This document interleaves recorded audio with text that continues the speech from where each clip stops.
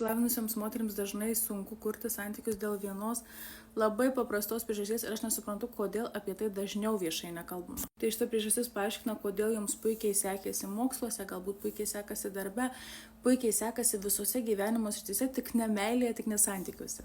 Jeigu mane matote pirmą kartą gyvenime, sveiki, mano vardas Vytautė, aš esu pirmoji Lietuvoje integruotos prieraišumo teorijos specialistė, dirbu tiek su vyrais, tiek su moterimis, tiek su poromis, padedu savo klientams spręsti jų santykių problemas, išsiaiškinti, kokias santykių programas jie atsinešė iš vaikystės ir kas jiem kliudo kurti sveikus santykius šiandien. Ir tarp mano klienčių yra labai daug sėkmingų, išsilavinusių, daug pasiekusių moterų, kurios pas mane ateina ir kartuoja tą pačią mintį. Sako, Vytautė, aš gyvenime esu susitvarkius, nieko man netrūksta, bet niekaip nepavyksta susirasti tinkamo partnerio, po kiek laiko paaiškėjo, kad tas vyras man visiškai netiko ir nieko iš čia gero. Didelė dalis moterų, kurios šiandien yra sėkmingos, o kažkada mokykloje buvo tikros pirmūnės, turi nerimastingą prieraišumo tipą arba anxious attachment, nes jas kažkada vaikystėje ar mokykloje gyrė būtent už 10 pasiekimus, už buvimą geromis, tyliomis, paklusniomis, nekeliančiomis problemų.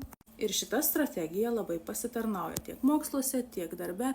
Kuo tu daugiau pastangų dedi, kuo daugiau darbo įdedi, kuo daugiau save aukoji, kuo daugiau save pamini, dėja, bet tuo aukštesnių rezultatų dažniausiai pasieki. Bet santykiuose šita strategija absoliučiai neveikia, nes tokios moterys yra pripratusios susirasti tokį vyrą, kuris jų negerbs, nevertins, pamins, netgi vers blogai jausis už jų pasiekimus ir jos tame vyre matys projektą, kuriame įžvelgs potencialą, kad jeigu tik aš dar pasistengsiu, jis pagaliau pamatys, kokia aš puikia.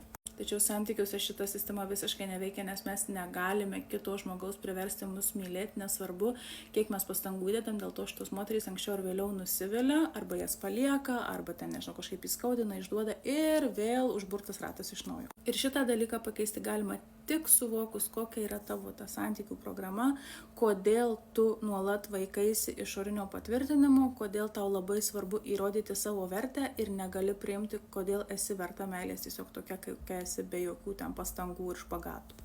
Ir aš esu gyvas pavyzdys, kad šitos programos yra perrašomos, nes aš kažkada buvau tiesiog 100% pirmūnė su nerimastingu prieraišumu, galvojau, kad tik tai pasiekus A, B, C, D, E, pasistengus, pasiaukojus, tik tada būsiu verta meilės, bet dėja tai niekada nepasitvirtino.